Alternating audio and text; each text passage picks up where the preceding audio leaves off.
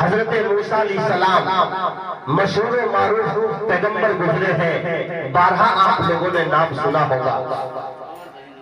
حضرت موسیٰ علیہ السلام نے ایک مرتبہ اللہ تبارک و تعالیٰ سے فرمایا، اے پروردگار عالم، ہمیں یہ بتائیے کہ جنت میں ہمارا ساتھی کون ہوگا؟ موسیٰ علیہ السلام نے فرمایا اللہ تعالیٰ سے کہ جنت میں میرا ساتھی کون ہوگا؟ ہمیں آپ دنیا میں بتا دیجئے۔ اللہ تعالیٰ نے کہا، غیب سے آواز آئی، موسیٰ جنت میں تمہارا ساتھی فلاں قصاب ہوگا۔ اور قصاب کہتے ہیں گوشت بیچنے والے کو، جس کی گوشت کی دکان ہو اور جو گوشت بیچتا ہے اس کو قصاب کہا جاتا ہے۔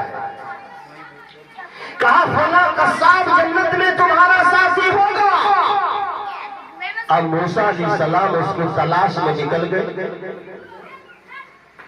ڈھونڈتے ڈھونڈتے ایک گوشت بیچنے والے کی دکان پر پہنچ گئے، وہاں پر کھڑے رہے۔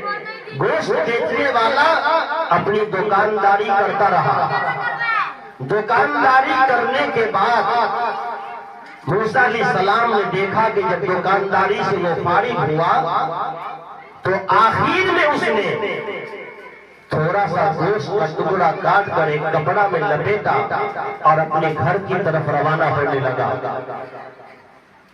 موسیٰ علیہ السلام کو ان کے گھر کے حالات کا جائزہ لینا تھا، چنانچہ موسیٰ علیہ السلام بھی گھر کے حالات کا جائزہ لینے کے لیے بطور مہمان کے اس کے ساتھ چل دیے۔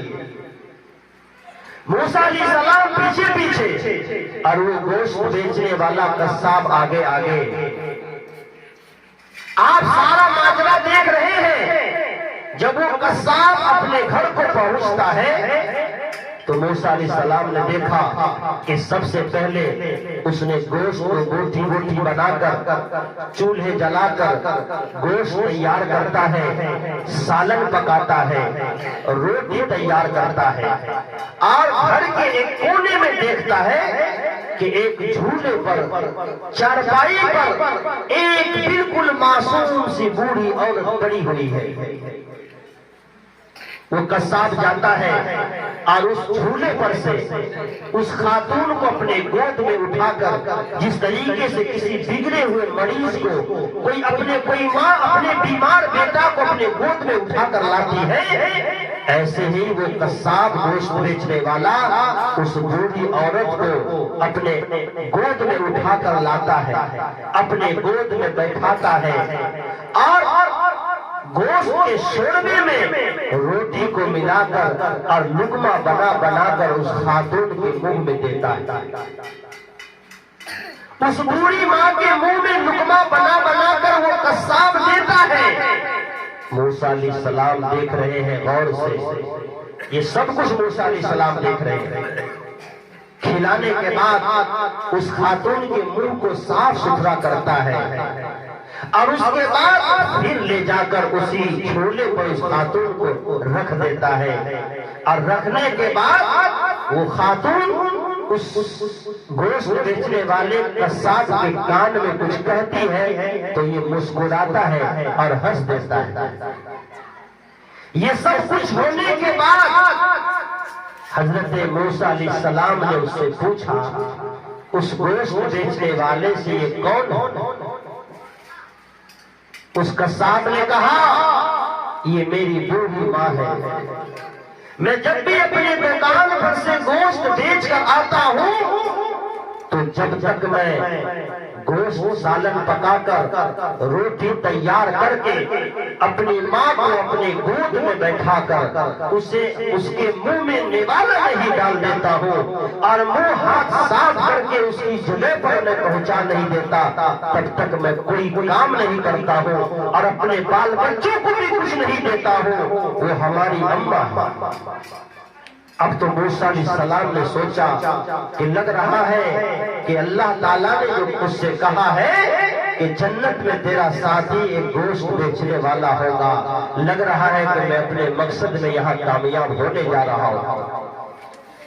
موسیٰ علیہ السلام نے فرمایا یہ سب کچھ اپنی جگہ پر ٹھیک ہے، لیکن ہمیں ایک بات تو یہ بتاؤ کہ جب بھی وہ خاتون آپ کے کان میں کچھ کہتی ہے تو آپ مسکرا دیتے ہیں، کیا بات ہے؟ تب اس آدمی نے، اس قصاب نے، اس گوشت بیچنے والے نے کہا کہ موسیٰ علیہ السلام، میری ماں مجھ کو جب بھی میں خدمت کر کے انہیں وہاں تک میں پہنچا دیتا ہوں تو میری ماں میرے کان میں یہی کہتی ہے کہ بیٹا جا، تجھے اللہ جنت میں موسیٰ علیہ السلام کا ساتھی بنا دے، جا خدا تجھے جنت میں موسیٰ علیہ السلام جیسے عظیم المرتبہ پیغمبر کا ساتھی اللہ تجھے بنا دے۔ اس لیے میں مسکرا دیتا ہوں اور ہنس دیتا ہوں کہ یہ تو ہمارے لیے کتنی خوشی کی بات ہے۔ موسیٰ علیہ السلام نے کہا واہ، تو ہی جنت میں میرا ساتھی ہوگا، تو نے اپنی ماں کی اتنی خدمت کی ہے، اتنی خدمت کی ہے کہ اللہ نے تجھے جنت میں میرا ساتھی بنا دیا۔ آج دیکھ لیجئے، آج جو بوڑھے ماں باپ کے ساتھ گاؤں سماج میں دنیا میں کیا ہو رہا ہے، بڑے بڑے پڑھے لکھے اپنے آپ کو سائنس اور ٹیکنالوجی کی دعویٰ کرنے والی دنیا،